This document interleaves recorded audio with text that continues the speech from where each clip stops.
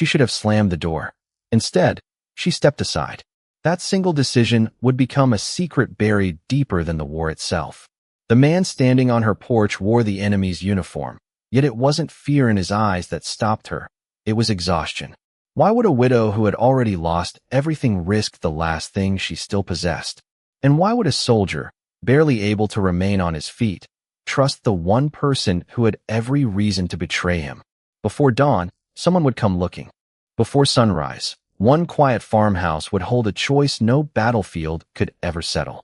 By the end of that night, neither of them would see the world the same way again. Anna Keller had lived alone ever since the telegram arrived telling her that her husband would never return. The letter stayed folded inside a kitchen drawer she no longer opened. Every morning followed the same careful rhythm. She carried water from the hand pump, split enough firewood to last until evening, and stretched every loaf of dark bread as though tomorrow might never bring another. Silence had become the only reliable companion left in the house. Then, just after the wind rattled the old shutters, came 3 hesitant knocks. Not loud, not desperate, just enough to make her wonder whether she had imagined them. When she opened the door, a young American corporal stood there, pale from fatigue, his coat damp from melting snow, his breathing slow and uneven. Neither of them spoke. For one suspended moment, they were no longer enemies separated by flags or languages. They were simply 2 strangers standing at the edge of a decision that could never be undone. Anna did not step back immediately. She studied the stranger the way someone studies a winter sky, searching for signs of another storm. The American kept his hands where she could see them. His gloves were gone. His fingers were red from the cold. He looked toward the road only once before lowering his eyes again, as though he already understood that his fate no longer belonged to him. Without a word, Anna moved aside. Warm air from the small stove drifted into the night.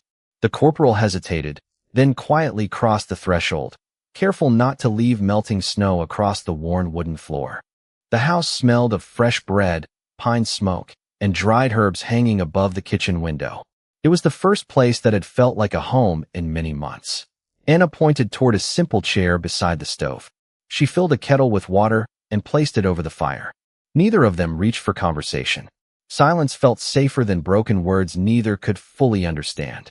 After several minutes, she unfolded a clean linen cloth, soaked it in warm water, and handed it to him. Daniel nodded with quiet gratitude before cleaning the dust from his face. Outside, the wind carried the distant sound of an engine somewhere beyond the trees.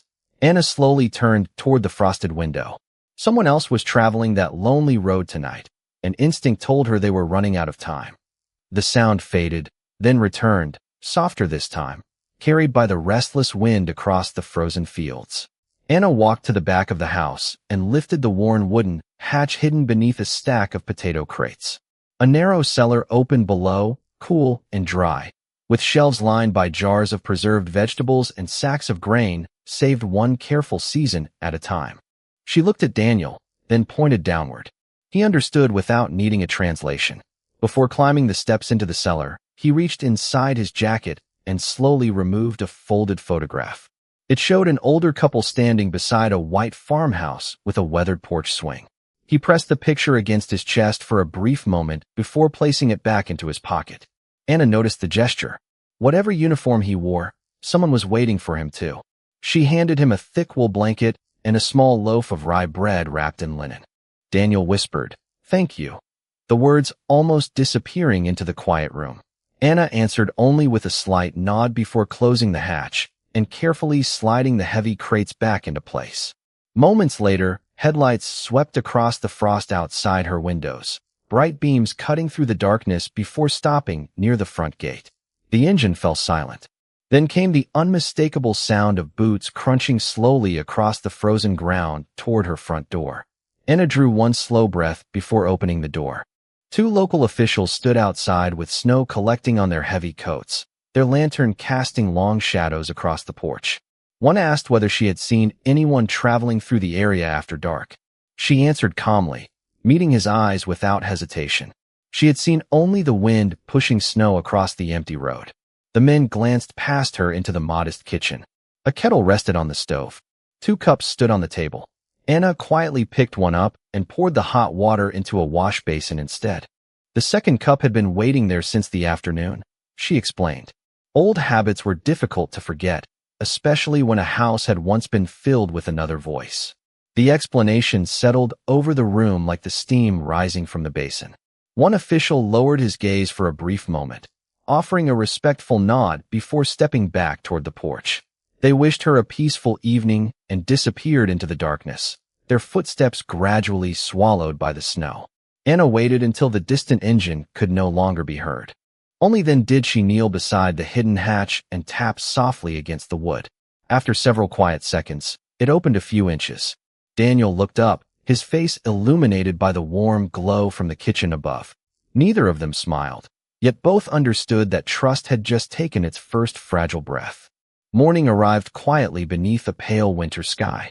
Thin sunlight slipped through the frosted window, painting soft bands of gold across the worn wooden floor. Anna measured every movement with the patience that hardship had taught her.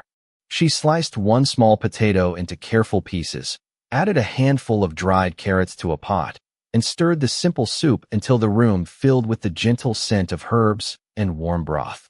When she finally lifted the cellar hatch, Daniel climbed out more steadily than before. The color had begun to return to his face, although fatigue still lingered behind his eyes. They shared breakfast at opposite ends of the small table, speaking only through brief gestures and quiet expressions. Words remained scarce, yet silence no longer felt uncertain. As Anna gathered the empty bowls, Daniel noticed an old framed photograph resting on the shelf beside the stove. A young man stood beside Anna, smiling beneath clear summer skies that seemed to belong to another lifetime. Daniel carefully touched his wedding band, then pointed toward the picture before lowering his hand in silent understanding. Anna answered with a gentle nod and folded the dish towel without looking away. Grief needed no translation. Before either of them could speak another word, Daniel noticed a faded newspaper lying beside the window. A familiar image caught his attention, and the moment he recognized it, his expression changed completely. Daniel reached for the newspaper with careful hands, his eyes fixed on a small photograph printed near the bottom of the page. The image showed a frightened German child wrapped in a blanket, standing beside an American soldier whose face was turned away from the camera. Anna noticed the way his breathing slowed. Daniel quietly pointed to the soldier, then to himself. She looked closer. The uniform matched his. The height matched. Even the worn scarf around the man's neck looked the same. Daniel searched for words he could not fully speak in German, then gently mimed lifting a child into his arms before pointing toward the photograph once more. Understanding arrived without certainty, carried only by gestures and memory. Anna remembered hearing neighbors whisper months earlier about an American soldier who had stopped to help a lost little girl during the confusion of an evacuation before quietly disappearing with his unit. No one had ever learned his name. Daniel lowered his eyes as though the story belonged to someone else entirely. He had never expected proof of that forgotten afternoon to survive. Anna folded the newspaper with unusual care and placed it beside the family photograph. For the first time since he had entered her home, she no longer saw an enemy seeking shelter. She saw a man whose quiet choices had already changed one family's life long before he ever reached her doorstep. The days settled into a quiet rhythm that neither of them had expected. At first light, Daniel insisted on helping with the small chores that could be done without leaving the shelter of the property. He repaired a loose kitchen shelf, stacked split firewood beside the back door, and carefully patched a cracked wooden bucket with steady hands that had once carried military equipment but now held simple household tools. Anna watched without interrupting. Gratitude did not need to be spoken when it could be seen in honest work. Every evening they shared another modest meal, trading unfamiliar words one at a time. Daniel pointed toward a cup and said, "Coffee." Anna answered, "Coffee," and both smiled at how similar the word sounded. The distance between their languages seemed smaller than the distance the war had created. Yet peace inside the farmhouse could not silence the uneasiness beyond its walls. One afternoon, while gathering kindling near the fence, Anna noticed her neighbor, her bower, standing unusually still across the snow-covered field. His eyes lingered on the chimney where fresh smoke drifted into the pale sky. He raised one hand in greeting, but his expression never softened. As he slowly walked away, Anna realized he had counted 2 sets of footprints leading to the back of the house. She quietly brushed the remaining tracks away with a pine branch, but deep inside she feared she had already acted a few moments too late.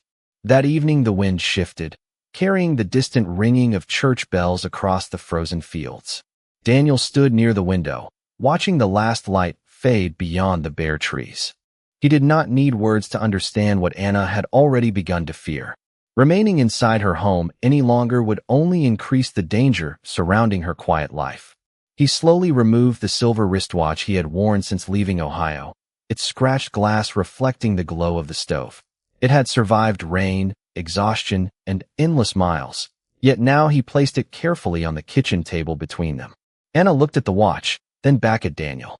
He gently pointed toward the road beyond the window and quietly shook his head. He intended to leave before sunrise. Anna stood motionless for several long seconds before walking to the pantry. From the highest shelf, she retrieved a folded map her late husband had once used to deliver supplies through the surrounding countryside.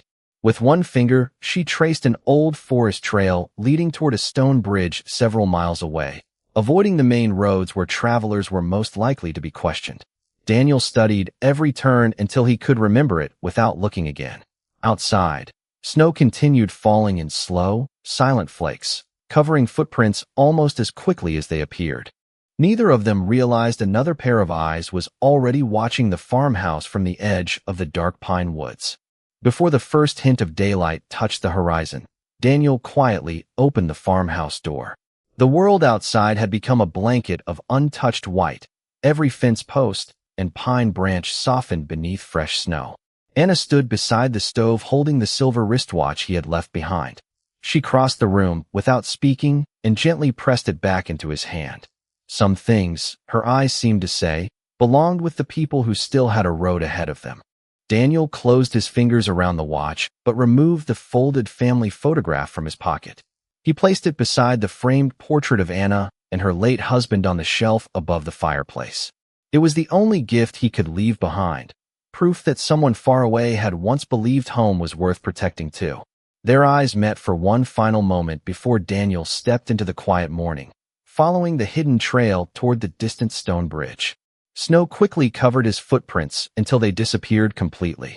Many years later, long after the fields had grown green again and the sounds of war had faded into history, a gray-haired American returned to the same farmhouse carrying 2 grandchildren by the hand.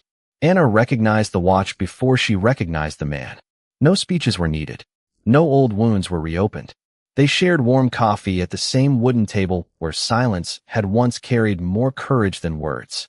History remembered victories and defeats, but the greatest stories were often written by ordinary people who refused to let compassion become another casualty of war. Sometimes the bravest thing anyone can do is quietly protect the humanity of someone they were told to hate.